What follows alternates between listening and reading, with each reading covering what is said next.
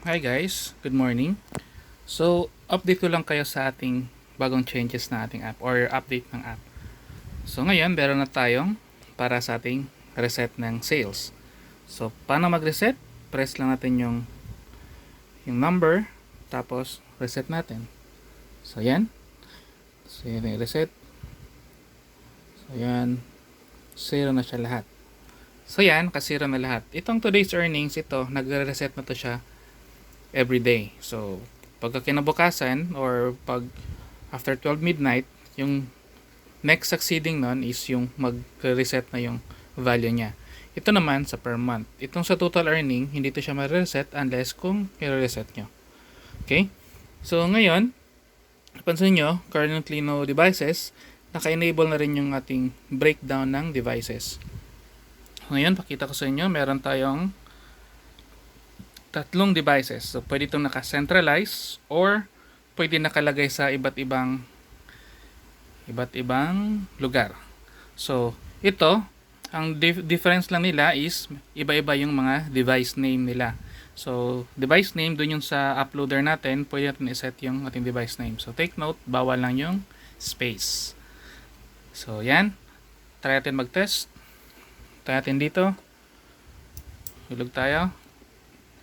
Ito ng 5. So, merong 5. Then, and generating code. So, hintayin lang natin. Mag-send out. So, yan. Meron na tayong 5 na sa device ni Tita Vicky. So, ito, Tita Vicky yung device name niya. So, kung pansinin mo to, yan. Meron na tayong Tita Vicky dito sa baba. So, try natin ulit hulugan si Tita Vicky. Kaya natin 10. Hulog tayo ulit ng 10.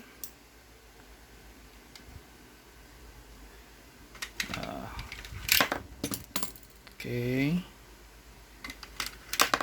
So, meron na siyang 10 pesos. Ay, mag-reset.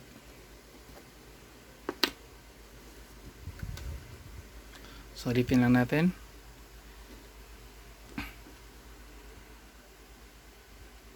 Hulog tayo ulit ng 10. So, yan. 10 pesos. Yan. Kasi natin kung magbago. So, 15.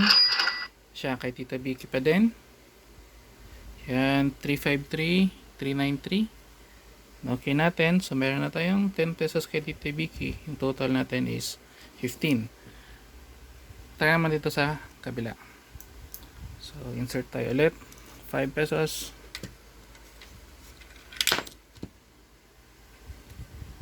So, 5 pesos. So, yan.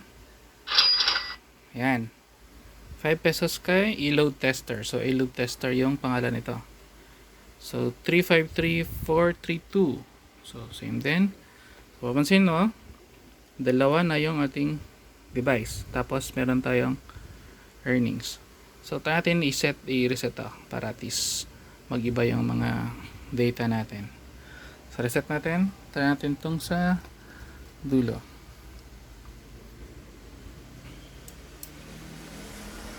So, ulit tayo. Ulit tayo ng 10.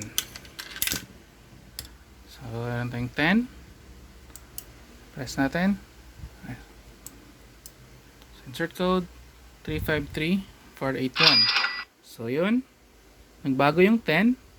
Pero, continuous pa rin dagdag yung month's earnings natin sa kayong total earning. Tapos, meron tayong kay Aling Mena. Okay? May 10 na sa Aling Mena. So, si Tita Vicky, i-reset natin siya. So, pag reset, press mo lang yan. Do you want to reset Tita Vicky sales? Gusto natin okay. So, yan, nag-zero na siya ulit. And hulig tayo ulit kay Tita Vicky. Hulugan si Tita Vicky. So, yan. 5. So, generating code. Yan, naging 15 na siya. Tita Vicky. 5. So, From 0, naging 5 ulit. So, yan guys. So, 35 month earnings. So, meron tayong 15 today earnings. So, same pa rin. Sa generated code, makikita pa rin natin yung mga codes. So, pamasin mo, kay Tita Vicky, kay Aling Mena, sa ilog tester, kay Tita Vicky, yan, Tita Vicky ulit. So, yan. So, makikita natin yung logs, kung ano yung mga hinulog, at saka yung time. So, yan ang lahat ng information. So, yan guys.